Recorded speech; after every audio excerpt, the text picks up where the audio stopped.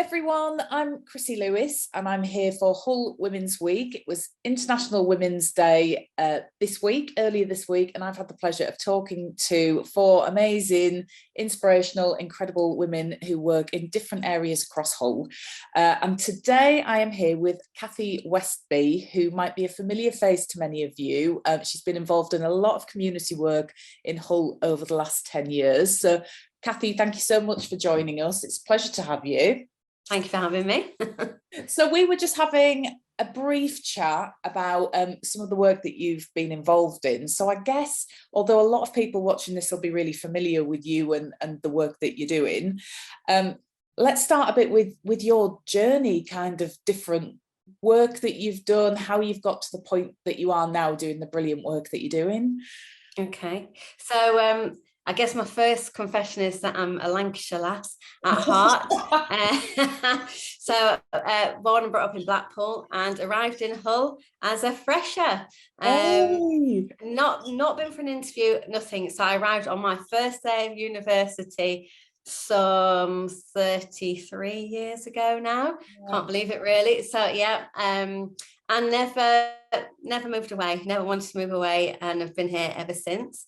Taught for a little bit, was an English teacher over in West Hull and drama, and then found my way over the years into community work, which just really seemed to meet where my heart, my passion, and I hope my skills are really. So the last 10 years particularly, I've been working with a charity called Search. We work mainly with church and faith groups across the city, doing all sorts of community work, outreach, serving their communities in all sorts of ways. Wow.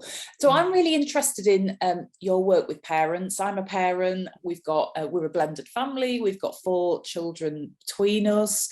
And one thing that I've really realised, particularly with my youngest, is there doesn't seem to be a huge amount of support. Sometimes we don't have a lot of family support, and it can be really, really tough on parents. And I know you've done a lot of work with parents, so I just wondered if you'd mind talking a little bit about that.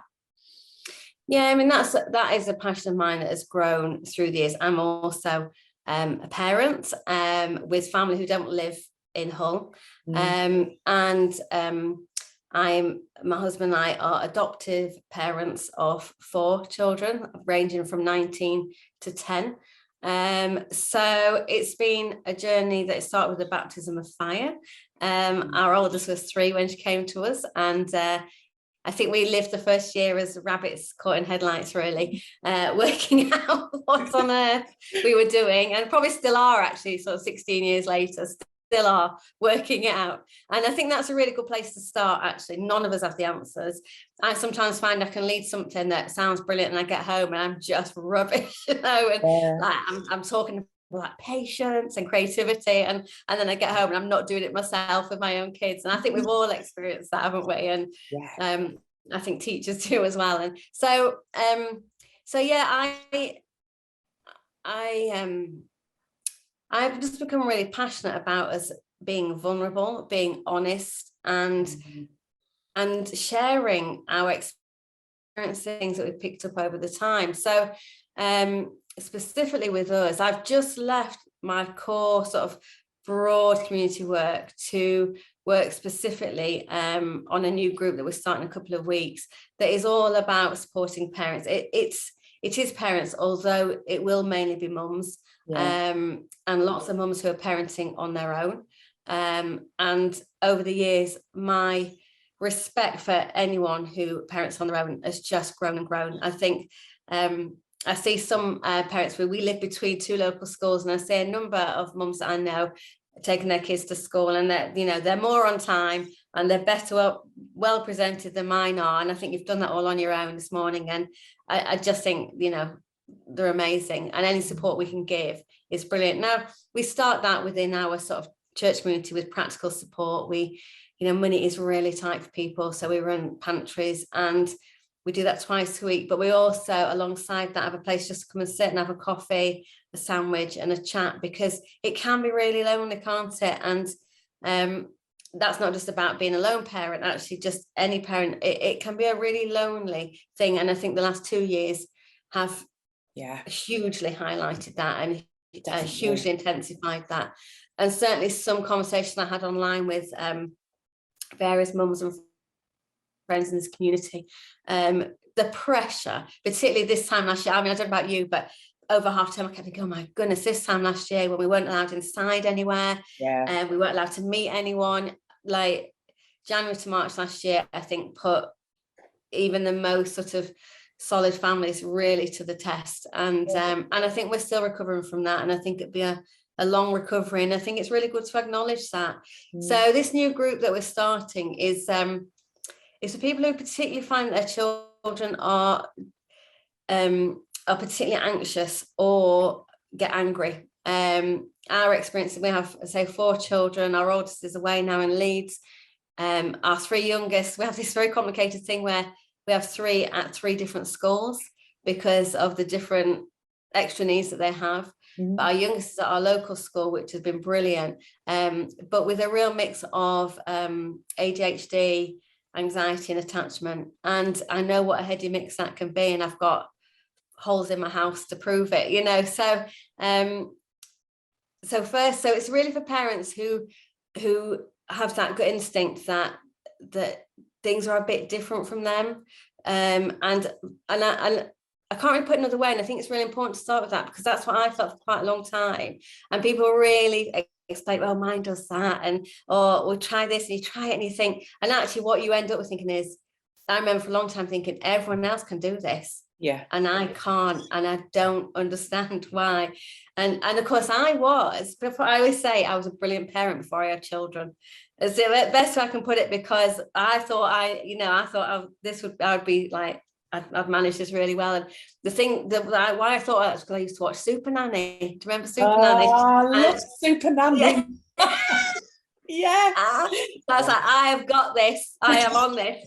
And so I tried my first thing at Super Nanny, and it was like, right, that's not working, and it's really not working.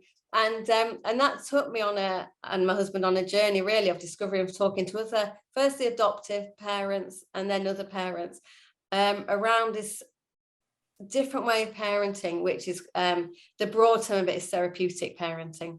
Okay. And it's around always being about connection rather than correction. So actually, although I love Super Nanny, it's sort of tipped that on its head. So the whole thing of time out and all of that, and it's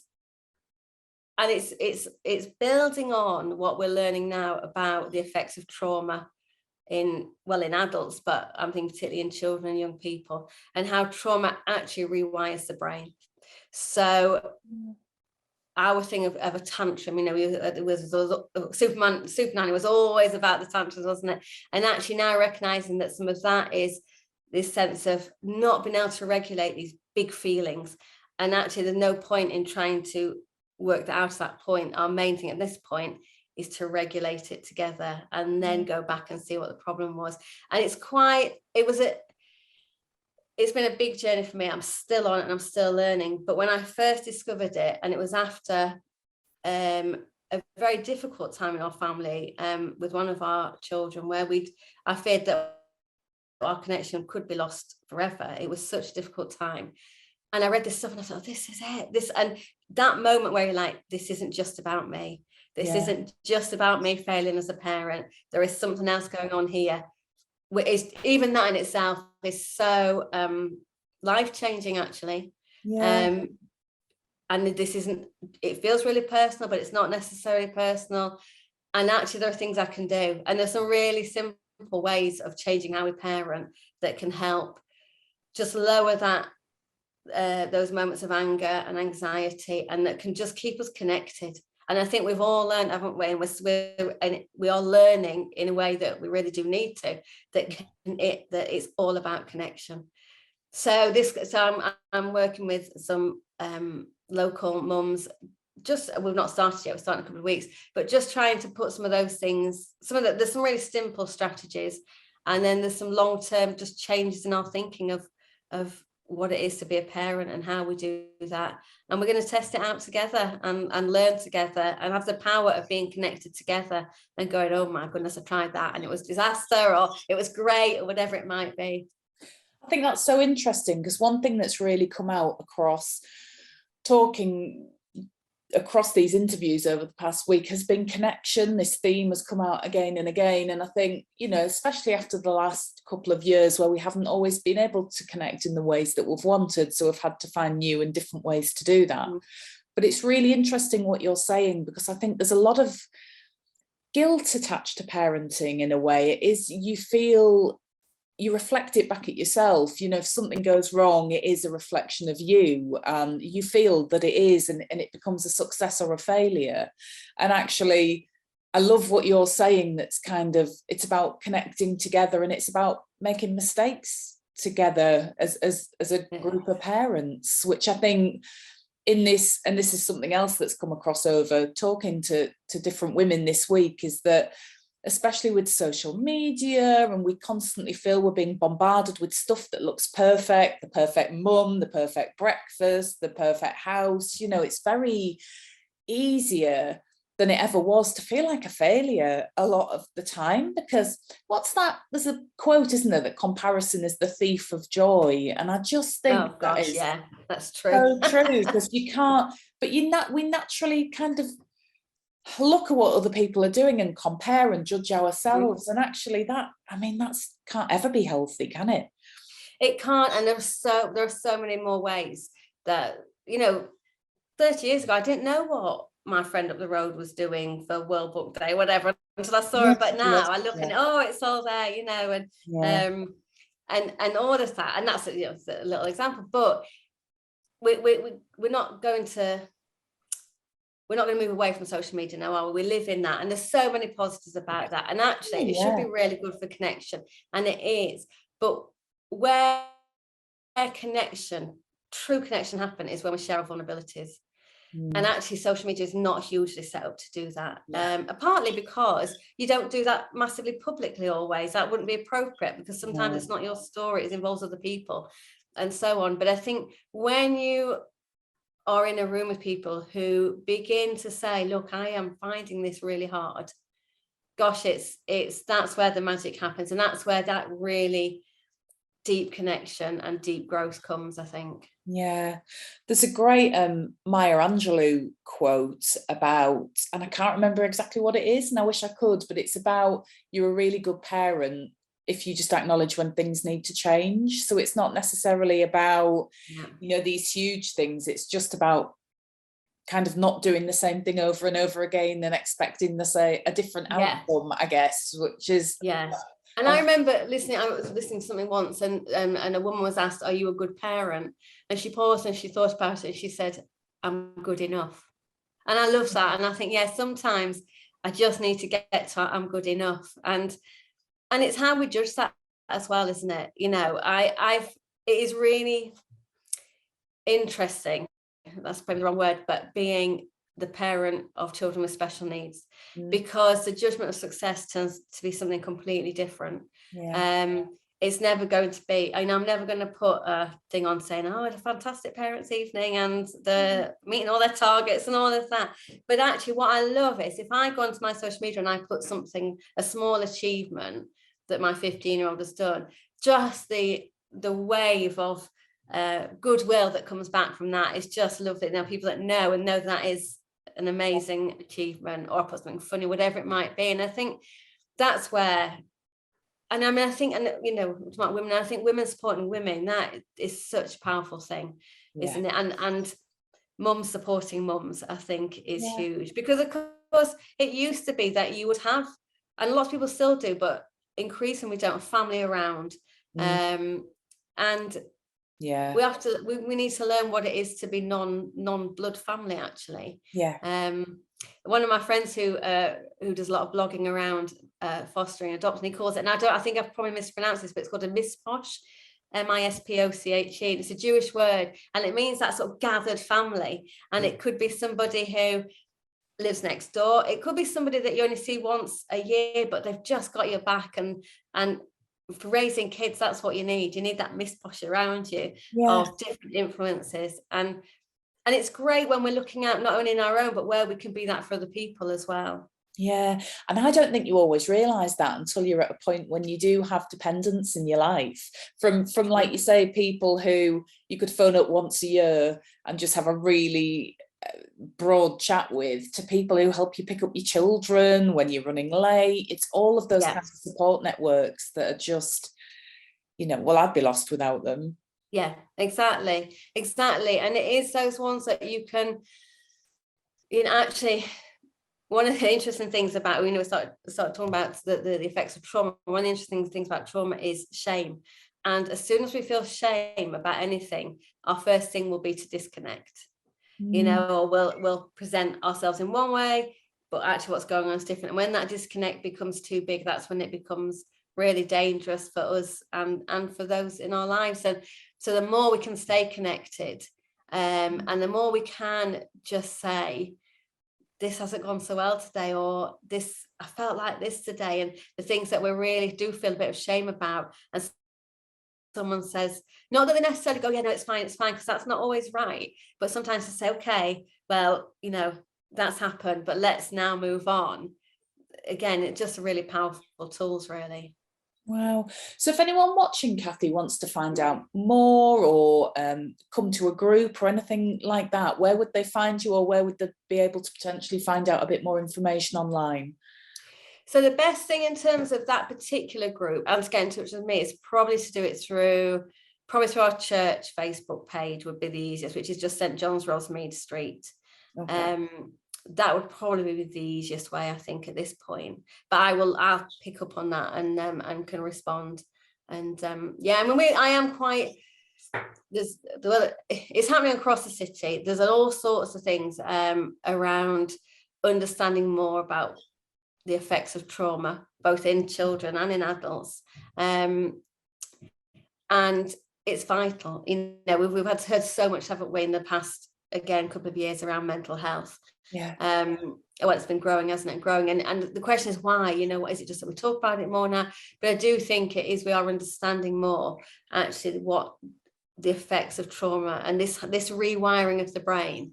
So actually the things that we thought worked before, we've got to rethink it really and try something different. Otherwise we're just going to go generation. And I was going to ask you, are you seeing like a lot of, I guess, older women, kind of 30s, 40s, 50s, maybe back from when parenting was a little bit different? Because I was parented in the 80s, and I do remember getting a clip around the ear at school when that was still allowed to happen, and it was still very much the kind of children are seen but not heard mentality. Are you getting kind of adults who are 40s and 50s kind of coming to terms with their childhoods?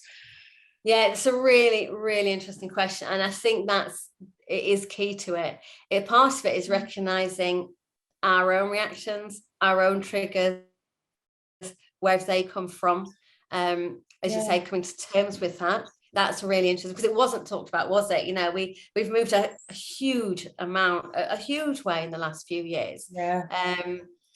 And some places are still catching up with that, you know, and I think and there is a drive in many cities, including our own, that actually every institution becomes informed about what trauma is and what it might present as, because usually it's anxiety, but it presents as aggression, violence, defensiveness, and it's almost like working out and one of the things that one of the courses I have run is a thing around your emotions and saying, okay, that's how it feels, but what actually is going on? Are you angry, or are you ashamed? Are you upset? Are you jealous? Are you hurt? You know, and it's the more we understand what's going on in ourselves, the better we can see it in other people and in the children and young people around us. And I mean, in our area where we live, you know, high levels of challenges every day. And I don't live with the economic challenges that some people face, but that in itself is a daily recurring trauma, and it is going to have an effect on our reactions to things, our levels of anger, our levels of defensiveness, and it's recognizing that, and how do we deal with that, and how do we, present ourselves so that doesn't put people off before we've even had a chance to tell them our story or to ask for help and so on. And I think this is all, it all sounds easy when you talk about it, but it's all a long going, mistake-ridden journey, you know. But I think people, I think we're on a journey. So I think the last 20 years in schools, I'm thinking particularly now, there's been really an understanding of things like autism and ADHD and those behavioural things. I think the next thing is, let's understand a bit more about trauma, and particularly around attachment, which actually has an equally strong influence on behaviour and needs a fair bit of counterintuitive reaction. So one of the things that one of the very first things I learned, well, there's a thing around therapeutic parenting, which is PACE, and the P stands for playfulness. So the first thing you should do is make a joke, be playful, like the situation. Now, 9 times out of 10, when you're in that situation with your child or a child at school, it's the last thing you want to do. But it is, I'm telling you, it's a magic wand. It can diffuse a situation immediately. So there's some really quite easy wins in this as well, which I think is why I'm so passionate about it, that actually we can change things quite quickly. And I think some of those things I'm real sort of passionate about. And schools are getting it. It's not that they're not, but we're on a journey of discovery, I think. But that's very different from the way you were parented and taught at school, the way I was. Yeah. And so it's a big learning journey for us because we're rethinking through the stuff that we thought we knew. Yeah. You've just made me think about when you've just said that idea of playfulness. And my youngest daughter, who's 6, has a bit of a sensory issue with clothes. So quite often she'll put her clothes on and then instantly fall to the floor and start kind of flopping up and down in the kind of a tantrum and screaming. And her older sister, who's 13 now, walked in the other day and just looked at her and said, "You look like a fish flopping up and down on the floor." And it made Daisy laugh so much that she instantly snapped her out of it.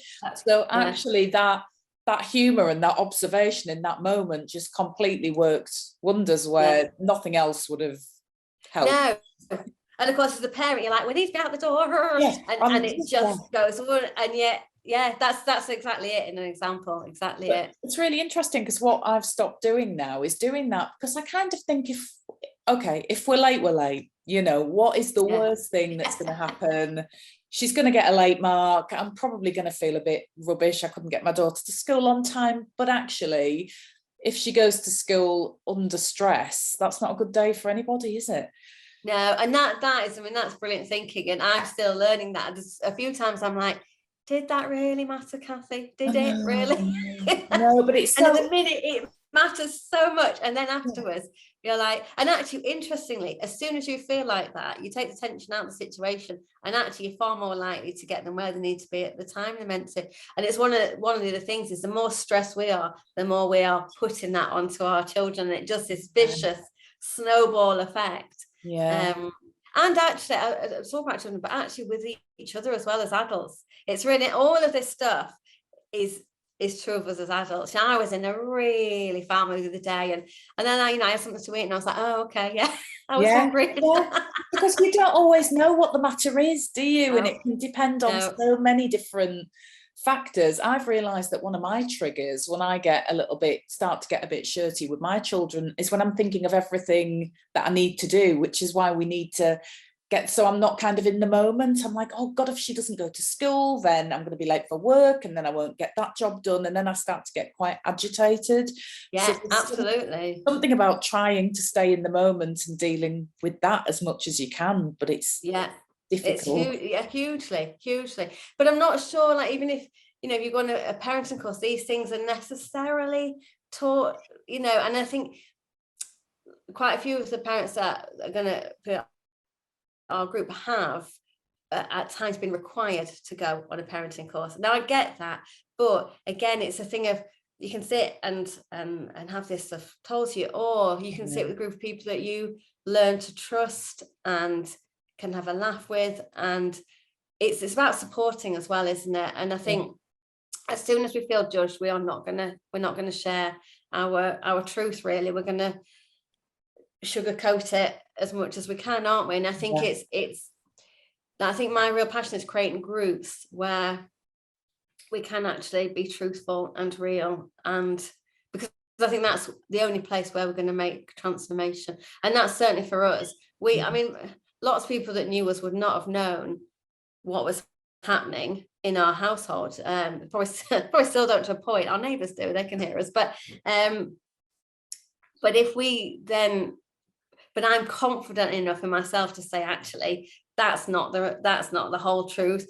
This is more it. But actually, if you're feeling threatened, if you're feeling you've got to prove yourself to the people who are working with you, you completely stop doing any of that. And then again, it's this sort of vicious snowball effect, really.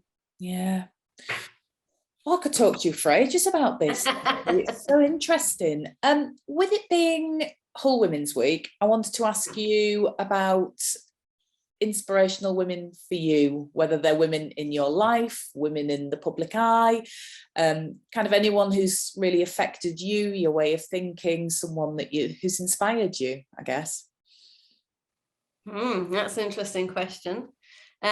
Loads of women, actually, loads of them, from, as I say, genuinely some of the mums I see walking past that I know, and I just think the fact, the resilience, it's not my favorite word, but the resilience they have to get up and keep going is remarkable. I think, you said that, you'll get me emotional if I think too hard, but I think my own mum is an inspiration to me. Very different parent to Maya, but very sort of quiet, very non-assuming, but tough, really tough. And actually went off to Open University when I was about 5. My dad was a bank manager, she was a 70s housewife, and went off and very gently but determinedly forged her own way, and now in her 80s she still has such a passion for literature, for the theatre, and so she is, and now this will get me. I think my other inspiration is my oldest daughter, because she has come from all the things that we've talked about and is now off studying and just making the most of her lived experience of partly of the chaos of our own house, and her ability to reflect on what might else be going on for somebody when she sees certain behaviours, her ability to talk to a huge range of people because of the different places we've lived, and her ability to just take the challenges of life in a stride. I find I'm so proud of her.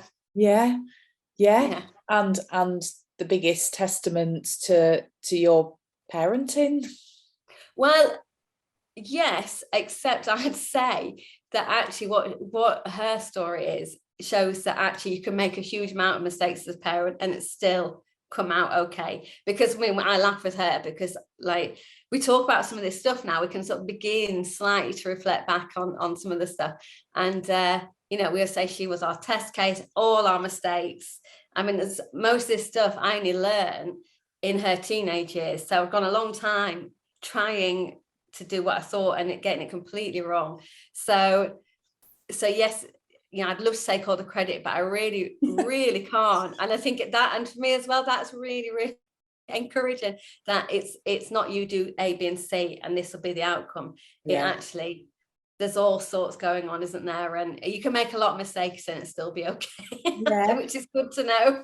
I think it's just really important because we can never lose sight of the fact we're dealing with other human beings who are complex and sometimes do things we don't understand, like all human beings do. We're all unpredictable, so there is no formula, is there, for dealing with human beings? There isn't. And even if you say, right, well, my child, is autistic. So the very, very first day of that lockdown, almost 2 years ago, wouldn't have been, I was like, right, my children, I'm pretty sure they'll all need routine. So we'll get up at the normal time, we'll do Joe Wicks, and we'll be off right, because that's everything on paper said that's how it should work. So everyone got up, we did it. Literally, my house was a war zone by 9:05. I mean, it literally was. So we had curtains down and everything, and it was just like, okay, let's rethink that. And then the next day, I said to my husband, like, actually, if they want to sleep in, it's just not a bit, because that very first lockdown, there wasn't any pressure to do much work. Actually, it was like, just keep it safe. So I was like, actually, if they sort of ease into the day by about 10 o'clock, is that not better? So but everything on paper said routine, structure. They'll be panicked without it. Tried it. I mean, it couldn't have been more disastrous if I tried. And I'm there crying in the corner thinking, how am I going to do this? This is like the first hour of lockdown. And then, and then we did. And again, that was a really interesting journey, because quite soon we realised, actually, I've not got to do those, because I went out. I mean, I was fortunate that I was furloughed from work. So my job was to get us all through the day as well as possible. And we managed that some days better than others. But actually, suddenly realising anything that takes a bit of time is a good thing. Yeah. And going with the flow was a really good thing. So, my youngest got obsessed with making pancakes. We're like, yeah, well, let's do that. That'll take us a morning. They'll be involved. We'll have something to eat, whereas rather than thinking, I've got this and this and this to do, then that was a real,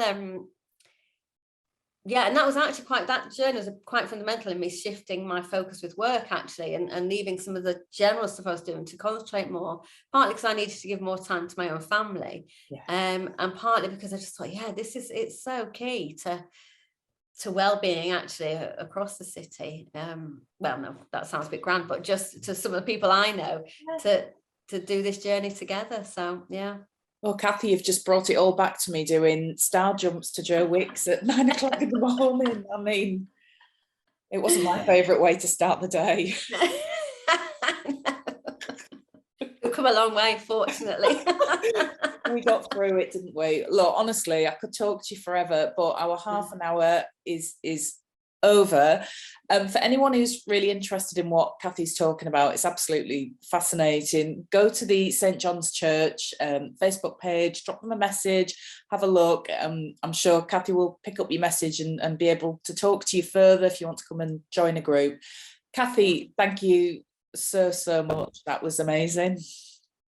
Thank you. I've really enjoyed it.